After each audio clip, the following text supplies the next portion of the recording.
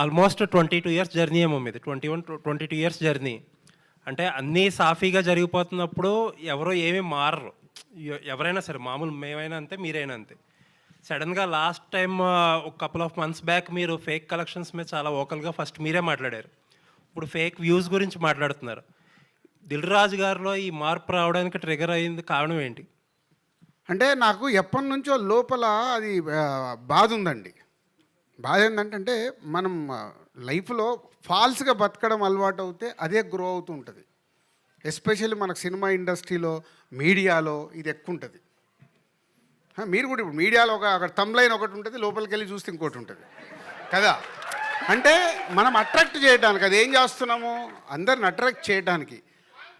మాకేంటి ఇప్పుడు ఒక ప్రొడ్యూసర్గా, అరే ఒక జెన్యున్గా మనం చేస్తున్నప్పుడు అది ప్రేక్షకుల దగ్గరికి రీచ్ అవుతే, నేను ఇందాక చెప్పిందే, మనకు అది పల్స్ తెలవాలి ఆడియన్కు, ఇది రీచ్ అవుతుందా లేదా అని.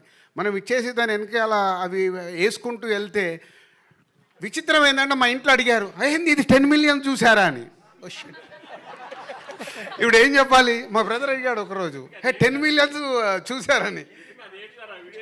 సో ఏదో ఒకటి కానీ చెప్తున్నా, అంటే అది కరెక్ట్ కాదు అనేది నాకు అనిపించి, ఓహో ఇది ఎక్కడో ఒక చేంజ్ తీసుకోవాలా. ఇప్పుడు టైం కూడా అలా వస్తుంది, అంటే మనం జెన్యున్ సైడ్ షిఫ్ట్ అవ్వాల్సిన టైం వస్తుంది కాబట్టి వెళ్దామనే ఒక స్టెప్ ఇది.